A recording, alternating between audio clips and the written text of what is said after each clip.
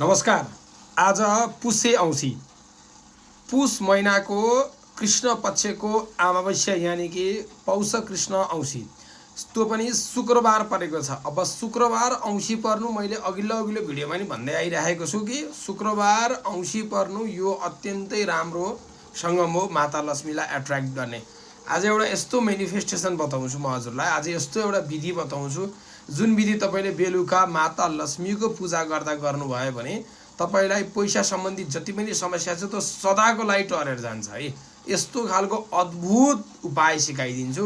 हजुरहरू कापी कलम लिएर नोट गर्नु होला, भिडियो लाइक गर्नुस् र हजुरहरू आफूले पनि सकेको अरूलाई भिडियो सेयर गरिदिनुस् ताकि माता लक्ष्मी हजुरहरूसँग प्रसन्न भएर हजुरको कार्यलाई अझ बढी राम्रोसँग गराइदिन सफल हुन्।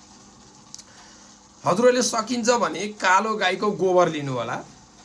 अब यति जति लिए हुन्छ, सकिँदैन भने गाईको गोबर लिए नि हुन्छ या गुइठा भए पनि हुन्छ। माता लक्ष्मीको फोटो बेलुका हजुरहरू साँझ पूजा गर्ने बेला राख्नुस् र माता लक्ष्मीको फोटो अगाडि त्यो गोबरको कुण्ड बनाउनु होला। त्यो गोबरको कुण्ड बनाएर त्यसमा तोरीको तेल राखेर 5 सुते बत्ती माता लक्ष्मीको अगाडि बाल्दिनु होला।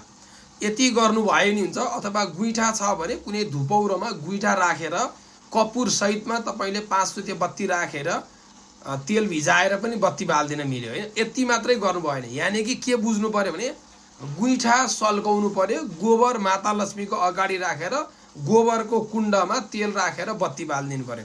यति मात्रै गर्नु छ, के पनि गर्नु पर्दैन। यति गर्नुभयो भने तपाईले आजबाट पैसा सम्बन्धी सम्पूर्ण समस्याहरूबाट सदाको लागि टाढा बस्नुहुन्छ र कमेन्टमा जय माता लक्ष्मी भनेर लेख्नु होला।